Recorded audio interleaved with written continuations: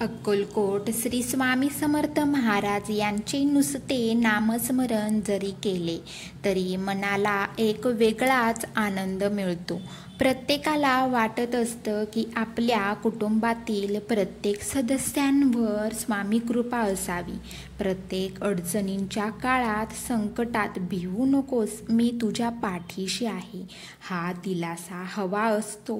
स्वामींची सेवा करताना कसलीही अपेक्षा न ठेवता स्वामी सेवा जर केली तर नक्कीच तुमच्या आयुष्याचे सोने झाल्याशिवाय राहणार नाही. माझ्या स्वामी भक्तीचा प्रसाद या चॅनलमध्ये सर्वांचं स्वागत करते आणि आजचा स्वामी भक्ताचा सुंदर असा अनुभवाला सुरुवात करूया. हा अनुभव आहे सातारा येथील अमित ठोसरे यांचा.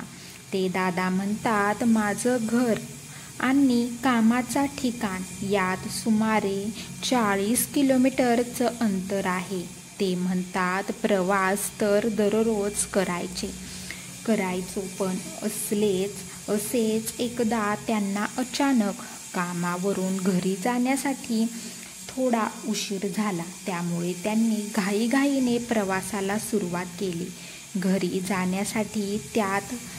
घरी जाण्यासाठी निघाले. त्यात थंडीसुद्धा चालू होती, त्यामुळे अंधारही लवकर पडत होता.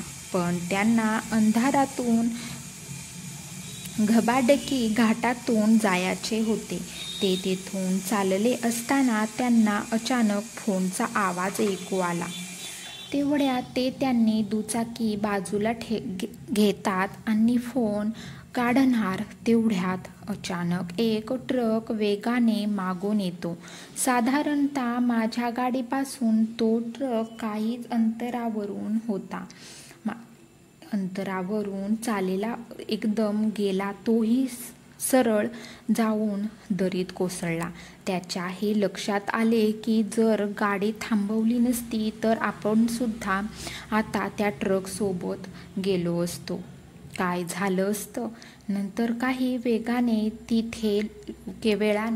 तिथे लोक जमा होऊ लागले की या ट्रकचे ब्रेक फेल झाले होते. दादा म्हणतात, खरं सांगतो, माझ्यावर आज स्वामी कृपा आहे म्हणून मी सुदैवाने वाचलो.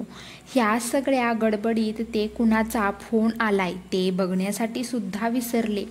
नंतर घरी गेल्यावर बघत होते तर तेव्हा त्यांच्या लक्षात आलं की बघितलं तर हा चमत्कार झाला तरी कसा. बघतात तर कोणाचाही कॉल आला नव्हता.